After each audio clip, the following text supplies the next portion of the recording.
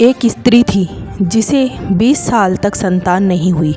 कर्म संजोग से 20 वर्ष के बाद वो गर्भवती हुई और उसे पुत्र संतान की प्राप्ति हुई, किंतु दुर्भाग्यवश 20 दिन में वो संतान मृत्यु को प्राप्त हो गई। वो स्त्री हद से ज़्यादा रोई और उस मृत बच्चे का शव लेकर एक सिद्ध महात्मा के पास गई।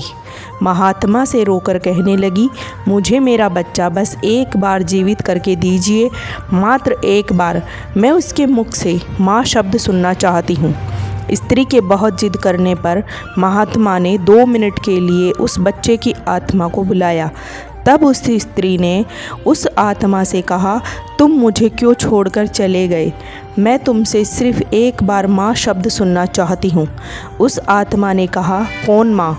कैसी माँ? मैं तो तुमसे कर्मों का हिसाब किताब करने आया था। स्त्री ने पूछा, कैसा हिसाब किताब? आत्मा ने बताया, पिछले जन्म में तुम मेरी सौतन थी। मैंने आँखों के सामने मेरे पति को ले गई थी। मैं बहुत रोई, तुमसे अपना पति मांगा, पर तुमने एक न सुनी। तब मैं रो रही थी और आज तुम रो रही हो। तब मेरा पति गया था, आज तुमने अपनी संतान खोई है। बस मेरा तुम्हारा साथ जो कर्मों का हिसाब था वो मैंने पूरा किया है और मैं मर गया।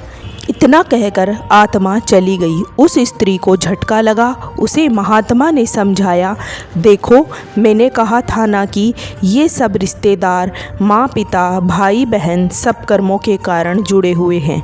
हम सब कर्मों का हिसाब करने आए हैं। यही हमारे रिश्तों की नियति है।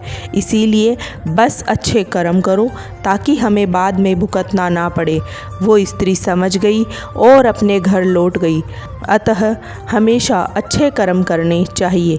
जय जय श्री राधे।